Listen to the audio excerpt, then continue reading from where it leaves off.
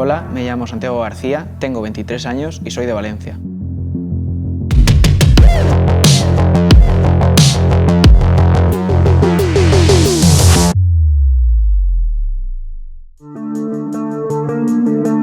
El objeto que usaba de pequeño es la grabadora. Con ella escuchaba partidos de fútbol y después yo los retransmitía para poder oírlos y así imitar a los narradores.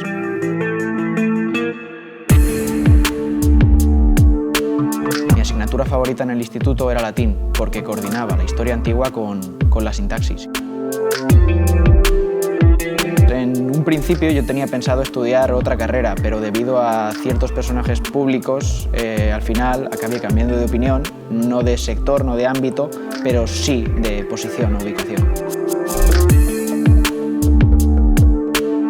Otro objeto que utilizo mucho es el mando de la televisión. Yo siempre he pasado mucho tiempo mirando la televisión y he llegado a aprenderme incluso las parrillas de los programas.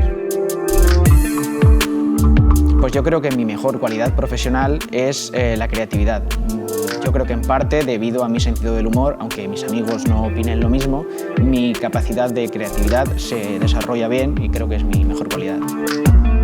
Mi peor cualidad creo que es la perseverancia, porque todas esas ideas que se me acaban ocurriendo al final muchas veces no las acabo desarrollando por falta de material, de tiempo.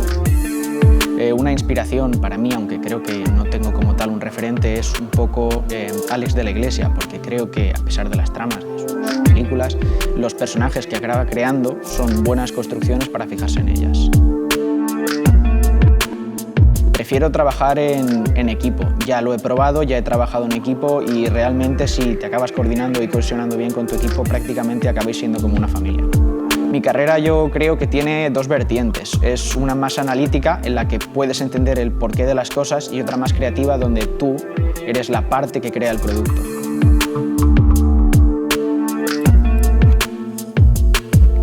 Este objeto es muy útil para la carrera. Es un pequeño estabilizador. Con él podemos grabar con el móvil vídeo como si fuera una cámara.